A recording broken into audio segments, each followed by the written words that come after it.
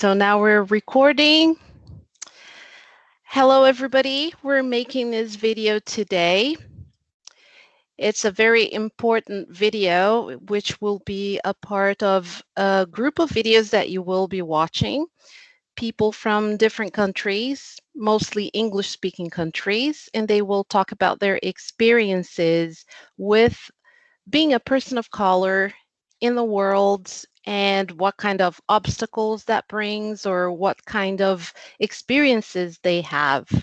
Today we have here Miss Janice Macgregor, and she is somebody that has a lot of experiences to share. We met this year because she is Miss Regal World 2021. And I entered the pageant for 2022 in a different division. And we got to know each other. And I think she will bring a lot of interesting perspectives for us. So Janice, can you start talking about your background and where your family comes from and where you live, and talk about your journey? Of course. Well, thank you, first of all, for having me, Pollyanna. So, as Pollyanna mentioned, we met through the Miss Regal World pageant system. And when I won the 2020 to 2021 title, even though I am Canadian, I was born and raised in Canada. I chose to represent the country of Guyana in the pageant. Now, for those of you who aren't aware, Guyana is a small country on the east coast of South America. It's a part of the Caribbean community. So my choosing to represent Guyana ties into what we're talking about here, about being a person of color, or specifically a woman of color, because even though Canada in general is a very ethnically diverse country, there are pockets of the country that are not very diverse at all, such as where I live in Saskatchewan, Canada. So I chose to represent the country of Guyana, which is where both my parents are from, as a way of reconnecting with my heritage, because I'm not able to do that really, because there is not a large Guyanese community where I live. So basically, the story of how my family ended up in Canada starts with my parents' generation. So my parents and their siblings, they came to Canada from Guyana. Now, for several generations before that, my family had been in Guyana. Are they natives of Guyana? No, they're not. They are the products of British colonialism. So I'm laughing, but it's not funny. So my mom's side of the family, they're originally from India. If you go back far enough, they're from India. And my dad's side of the family, my dad has passed away, but we know that he's majority Indian, and oral history says that he's part Black. And, you know, just even talking about the different perspectives of being a person of color. In Canada, we use the term BIPOC, which means Black, Indigenous, person of color. So it's kind of a catch-all phrase for anyone who's not Caucasian. So even within the BIPOC community, we see differences there in terms of our experiences and our ancestors' experiences. For example, my dad's side of the family, they weren't able to keep their last name. I mean, my dad, we know the last name on his dad's birth certificate and on his grandfather's birth certificate, but we don't know what his real, true.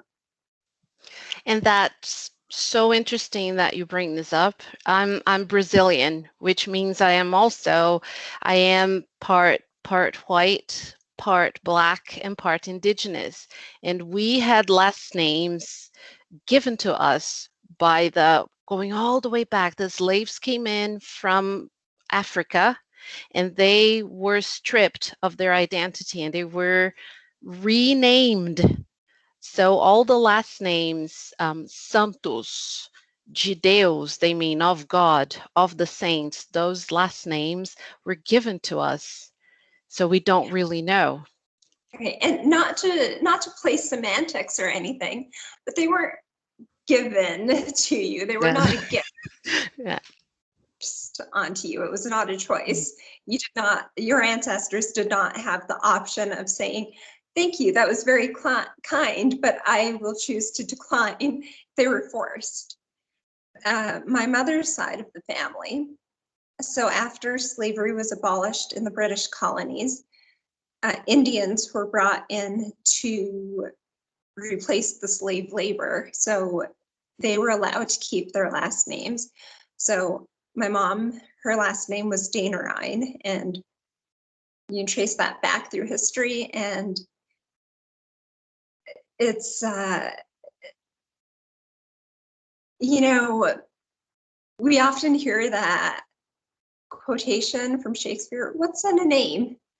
And when you think about it, it, I know, I remember back when I was in school, we had a class discussion on that, and a lot of people were saying, well, nothing really, because I'm still the same person, regardless of what my name is. And a lot of my fellow female students were saying, well, nothing really, because if I change my name when I get married, I'm still the same person. But for those of us who are robbed of that history, of knowing what our last names really were, there is a lot in that name. And when you think of even modern families, there's so much pride in a name and being able to say, well, my great great grandfather was so and so. And, you know, we talk about heiresses and heirs, and, you know, we often hear about Karens who are like, do you know who my daddy is? And because there is so much weight in a name and the identity that that name carries. But I don't mean to play the whole woe is me card, because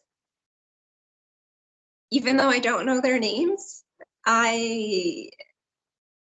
they're still a part of me. And that, and the way that that shows up is through the phenotypical expression of my genes.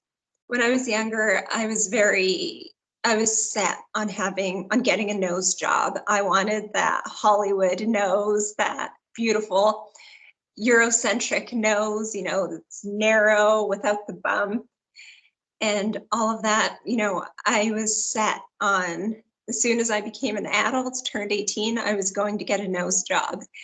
But then I was like, oh my goodness, what if people notice that I got a nose job? I can't let them know that I had a nose job. But now well, first of all, I don't really care what people think anymore. But now the reason why I'm choosing not to have any kind of work done is because of my ancestors. I mean, they were fighters, they were survivors, they thrived, they worked so that I am in the position where I'm living this fantastic life that I enjoy. And if that means that I have a bump in my nose, or that my nose starts off super skinny and then gets wide down here, you know what? There's someone on the other side who's looking at me and thinking, that is my great great great granddaughter. She lives in a country where she can vote, where if she wants, she can get involved in politics. She has a university education. She's able to do the things that we were never able to do. So I live my life for myself, but I want to make my ancestors proud by taking advantage of all of the opportunities that I have that they never had. And that's why one of the things that I do is for an election, whether it's a federal election or a provincial election, what I do is, you know, I wear my blue jeans and my high heels because that's who I am. Like as a person, blue jeans are a part of my life, and high heels, I live in heels. But I'll always wear like an ethnic top, and that's in memory of, in honor of my ancestors who were not allowed to vote. And then out of respect for the democratic process, I'll wear either like a pearl necklace or diamonds or something to pay tribute to the Canadian soldiers who sacrificed so much so that we can have a democracy that allows us to vote. So I kind of try to find ways of pulling my ancestors into my day-to-day life while still living a life for myself. All right, so this whole thing started for me as trying to talk to other people and bring some of this perspective into the classrooms in Selbu, which is a small community in Norway. It all started from what I want to say. I want to find a word, but I can't find another word than an ugly incident that happened to me. So I want you to talk about in your journey through life, navigating through life as a person of color, have you ever experienced some type of racial bias, racism, even if it was structural and not in your face, not explicit? Could you talk about that? Absolutely. Yes, I have experienced that. I don't think that there's a single self-aware person of color or BIPOC person who has not experienced racism.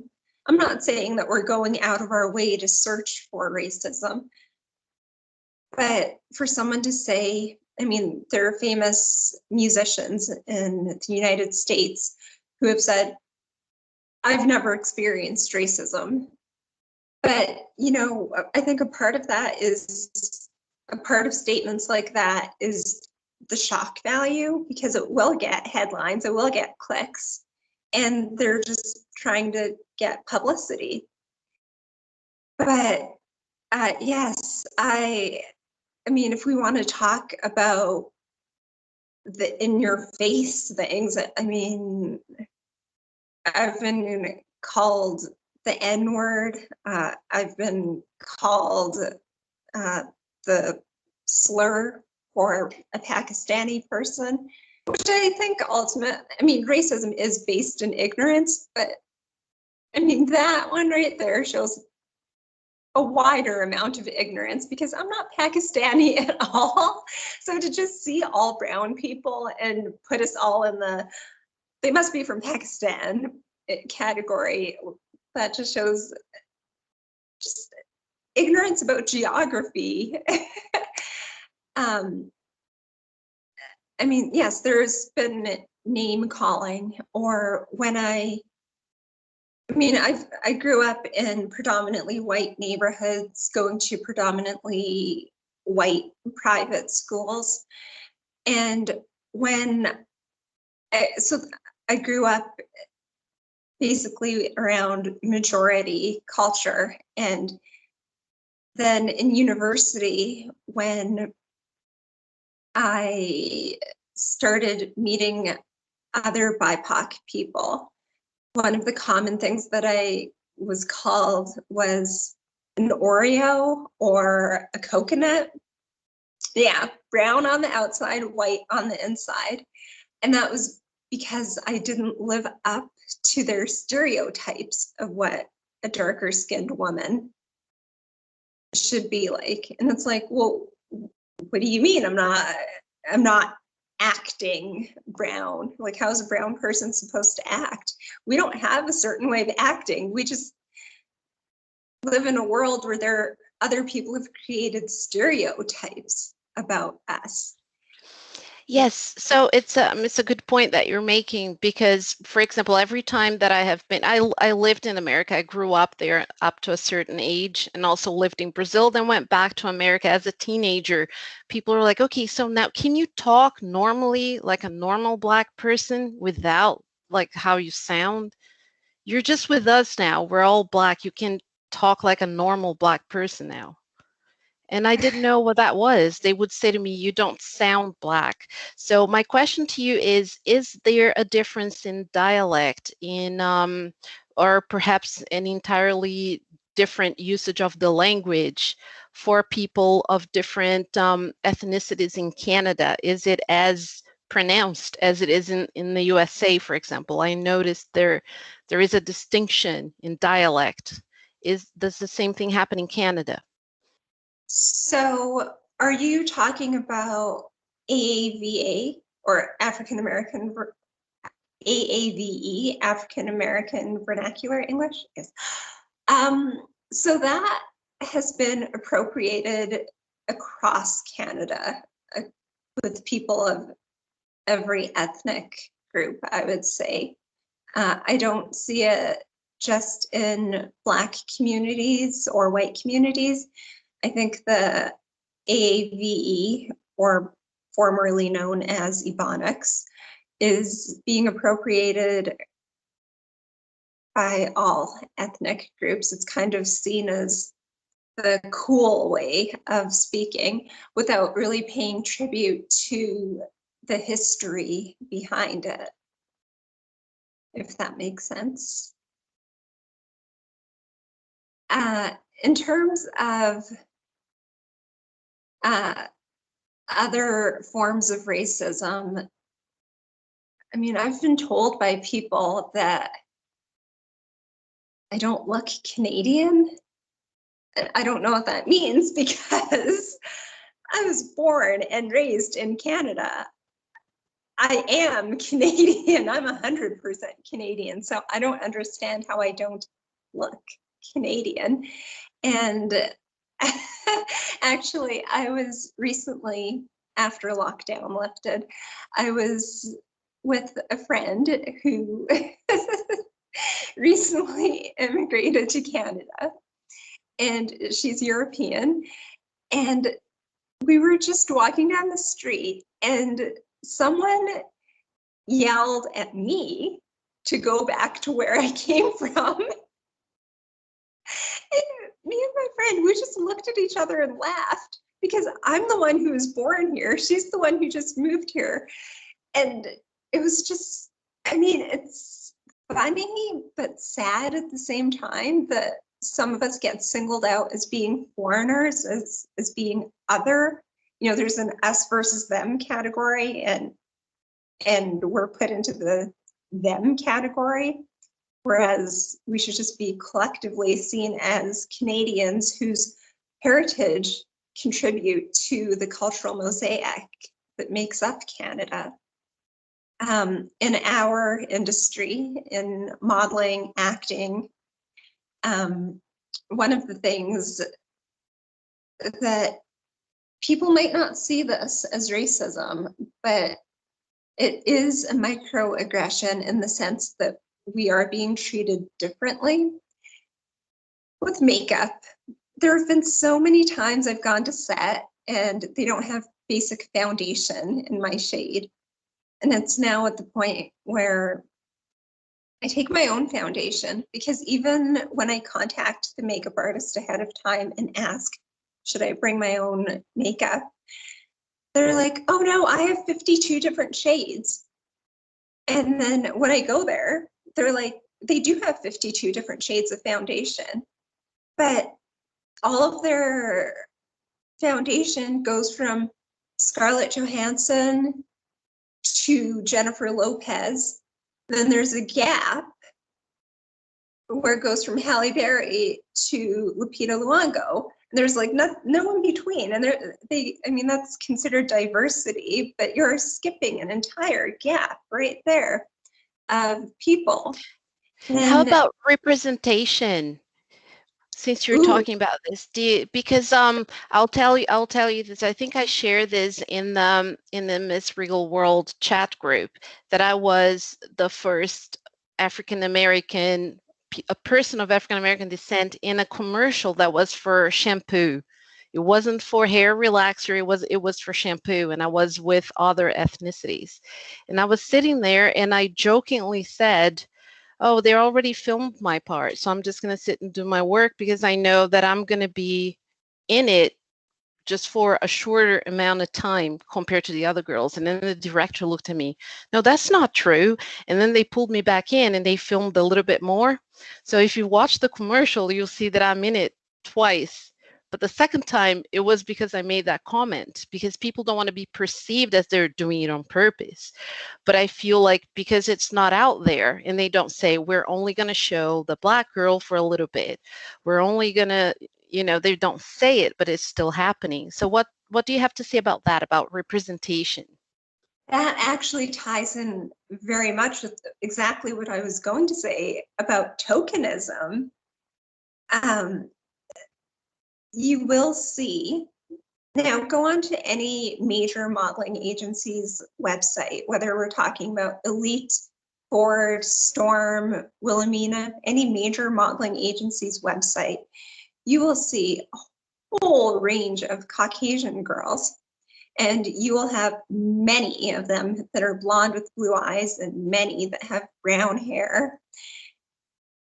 And then you'll see maybe two girls of African descent, maybe one or two girls of East Asian descent. Now, with the BIPOC models, what you'll notice is that there tends to be, they go for an ethnically ambiguous look. So when you look at the girls, they are usually biracial, with one of their parents being white. So they do have the exotic, and I hate using the word exotic in regards to a human being. I think it's very degrading, but what the industry calls exotic, they'll have touches of exotic features while still being European looking. And in the cases, so with Black models, they usually have lighter skin. Now, there are a few cases with very dark skinned models, and they're used more so as a fetish or tokenism, because in the industry, there still is colorism. And I've lost opportunities because of colorism. I've also had certain opportunities given to me that I declined. For example, Bollywood, I'm too dark to work in India. I'm too dark to work in Bollywood. But in Nollywood, Nigeria, which is another huge film center, they actually like me because my hair shows that my dad was part Black, but my skin is lighter. And I've had directors tell me straight up that they want to work with me because they like my complexion, because I'm lighter. And I'm not going to take an opportunity because I have lighter skin than another actress. But colorism, which Martin Luther King Jr. referred to as the cousin of racism, is very much a part of the industry, of the beauty and entertainment industries. And I guess, going back to your question about diversity, what we do see is colorism, where lightness is better. And we see tokenism, where if there is a girl who is very dark skinned, she's going to be the token. And I was actually reading an article about this just last night, about how Rihanna like Rihanna with her Fenty makeup line is the one who revolutionized makeup, because until she released her, like, what was it, 40 or 50 shades of foundation, you know, women of color were walking up and down the makeup aisles trying to find something that matched us. And sometimes I know I would have to buy the Oprah shade and the Jennifer Lopez shade and mix them until I get something close. And then Rihanna came out with her extremely diverse line, and her line was not just for women of color. She has makeup, her line is for everyone. And she started it, and now it's up to the industry to continue it.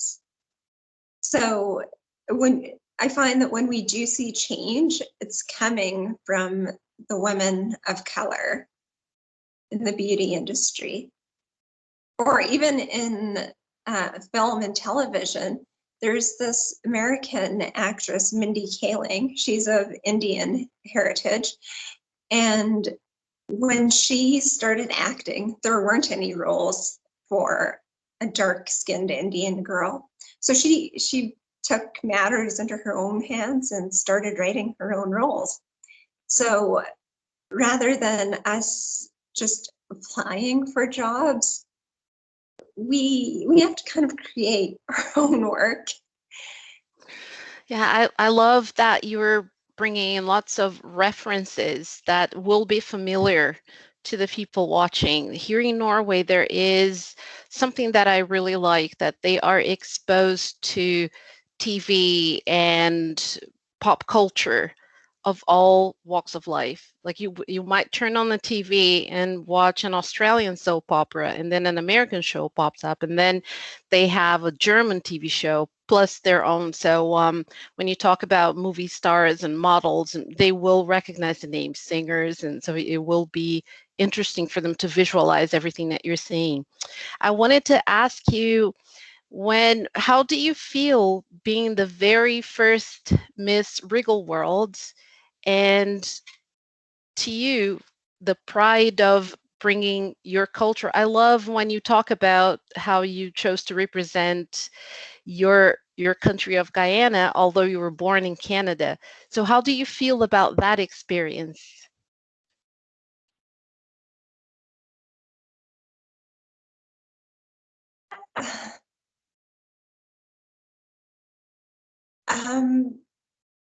Just winning the title was something that was more than just me.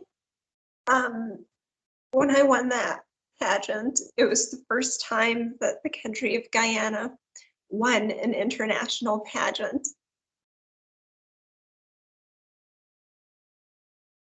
And I was in shock. Last year, because of COVID, it was virtual. And when I was watching it, I thought that I misheard it. I had to rewind and listen to it a few times before it actually really hit me that I heard what I heard. But even still, I didn't believe it. I was like, okay, man, this is one weird dream. I'm just going back to bed. And it was shortly after noon. It wasn't even when, it was sometime between 12:30 and 1 in the afternoon. And I just remember thinking that it was a dream.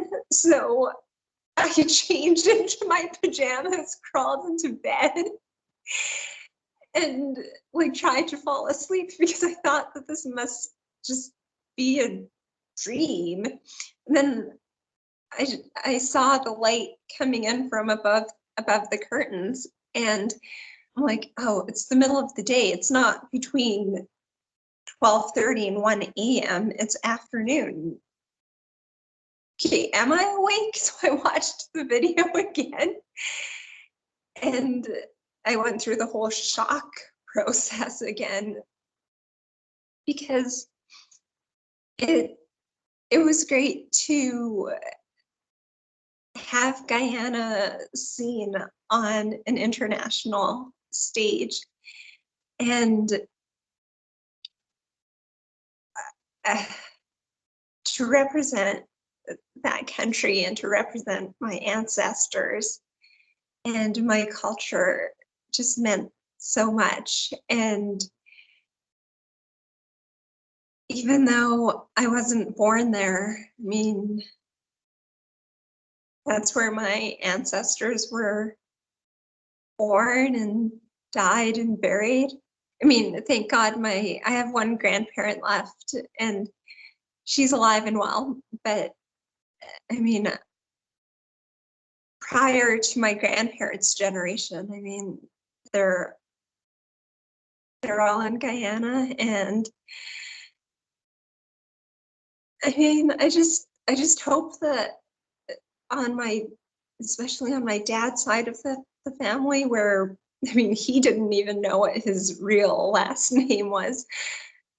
I don't know. I just hope that if there is an afterlife, that they're looking at it and thinking that girl is my descendant and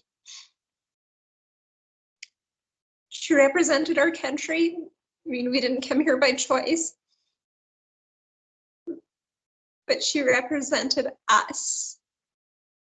And now that the country is independent, she's representing our independent nation. And I know I'm just rambling here because there's so many thoughts that still run through my head whenever I'm asked about this. Everything that you have said is going to bring information to people that I know that the students, they will have learned a whole lot. Because for example, whenever we get to the point in the books where we study the English speaking countries in the world, it's usually Australia, New Zealand, Canada, and the USA. And then sometimes they put in something about South Africa, but I think very few people know that English is one of the official languages in Guyana. And very few people know that. And so this is, yeah. Guyana. Say it again.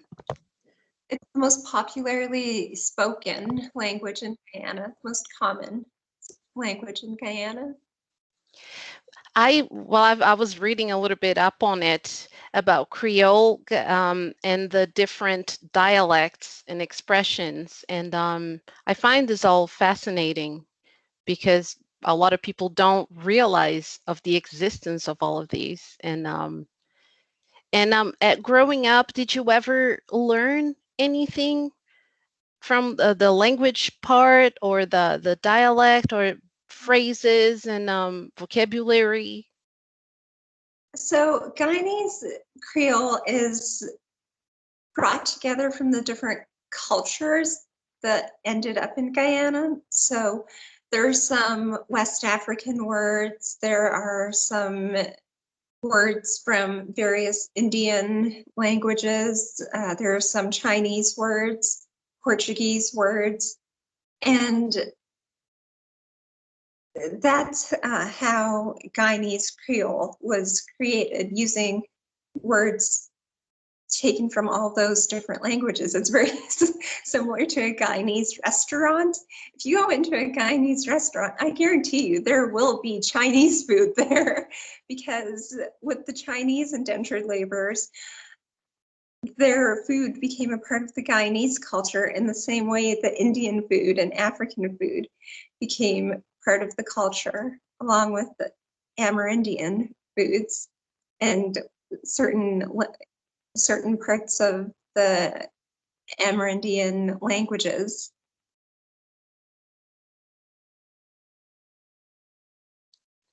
My microphone's on. But this has been fantastic. And I am sure that it will bring a lot of light into the subject matter. I want my students to have a real experience, because often enough they will open a chapter and then there is a picture of someone and their story underneath, and they'll read about that, but that person doesn't really feel like a real person because all they see is a picture. So I feel like this brings a real person telling real experiences. And so this has been lovely, and I want to thank you so much for this. And I've been looking forward to it for a while now, so I'm very happy that we got to do this. Thank you so much for having me. I've been looking forward to this since you asked. And also, for your students, could you just let them know that if they want to contact me, if they have questions or comments or anything, they can, of course, contact me. Like my Instagram, if you DM me and you have any questions, it's a judgment-free zone. I'm not, if someone has questions or they're confused about something that I said, I'm not going to pounce on them and call them a racist or think that they're ignorant or stupid. It's a judgment-free zone. And the way that I say it, to find me on Instagram, just look up Janice Macgregor, and I'm the only one with dark skin. I don't know if that when I was coming up with an Instagram handle, I did put in Janice Macgregor to see, like, you know, what handles were available. And at that point in time, I was the only non-white Janice Macgregor on Instagram. So yeah, that's the easy way of finding me, I say. Yes. And So thank you so much, and I'm sure that they will look you up, and they're very the students in Norway, they're very open to learning new things. So they're not afraid of new information. They're very worldly, even all the way over here. And I love that technology has made it possible for all of this. And so thank you I from the bottom of my heart. Thank you so much. I just want to Uh, say that I'm very happy to hear that students are into independent learning and looking things up on their own, because especially now, that's going to be so critical, because with current events, like with what's going on in Afghanistan, there are going to be a lot of refugees coming into nations like yours and mine. And I know after September 11th, there was so much ignorance about Muslims. There was so much ignorance, and there still is. I mean, maybe about two or 3 years ago, a courthouse in a city not too far from where my town is, a courthouse was bombed. And when it was on the news, all over Facebook, all over social media, there were all of the comments about how, you know, it's got to be the Muslims doing it. It wasn't. The person did not realize that there was a security camera right there, right, and it caught him in plain view. It was not a brown person. Yeah, that's the irony of it all. The same thing happened here in 2011 when a Norwegian citizen performed a terrorist attack. So it's like there are lots of stereotypes, and I feel like as somebody who's an educator, I I want to show my students all the different aspects of life, not just teaching them language, but bring contextualizing language where how people communicate, because language gives you a voice to interact and to change the world, really. Everybody does a little bit, you know. So I'm really grateful to be in a position to be able to do that. Thank you so much, Janice. I've kept you for 40 minutes, but this is great. There's a lot of material here for us to explore here in Norway, and I'm so grateful. So I'll message you later, and I'll also show you how the students reacted. I'm very big on that, on giving you feedback for you to see how it was, how you have impacted us. Awesome. Well, listen, it's been great talking to you, like as a friend, because I know that when hockey season comes around, you and I are going to be on opposite sides there. But I mean, thank you, Pollyanna, for having me. And it's been wonderful getting to know you over the last few months.